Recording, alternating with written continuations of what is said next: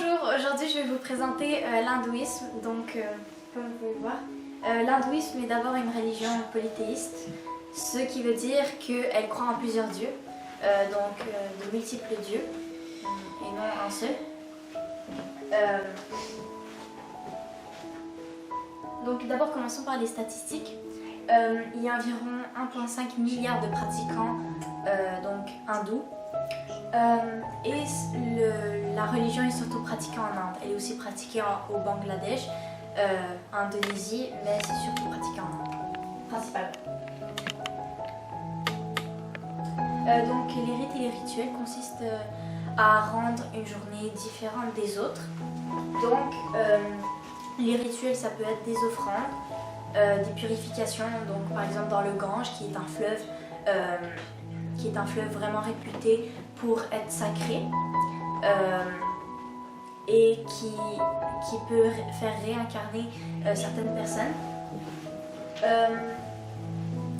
Il y a aussi les ablutions ainsi que le jeûne.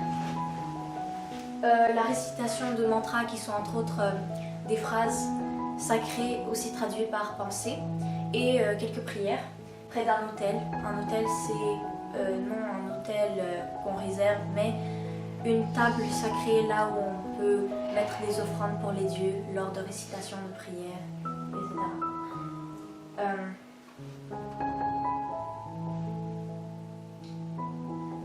Il y a deux récits importants dans la religion d'hindouisme. C'est le récit de la création du monde et ainsi que le récit de la fin du monde.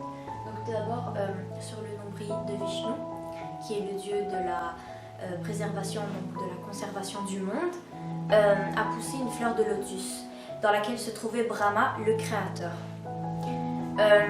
Brahma crée ainsi le monde, donc entre autres la terre, le paradis ainsi que le ciel. Mais quand il créa ce monde, il n'y avait ni plantes ni animaux. Donc il fit pousser des plantes et créa des animaux. Le récit de fin du monde est quand même assez différent puisque on explique que la terre est faible, donc elle est devenue plus faible. Les règles sont balayées. Les habitants oublient les noms des dieux, principalement de Brahma, le créateur. Le chaos règne et les brahmanes qui sont entre autres qui font partie de la caste des prêtres de la religion hindoue appellent du secours, appellent à l'aide, accompagnés par la terre qui a maintenant pris la forme d'une vache qui est sacrée.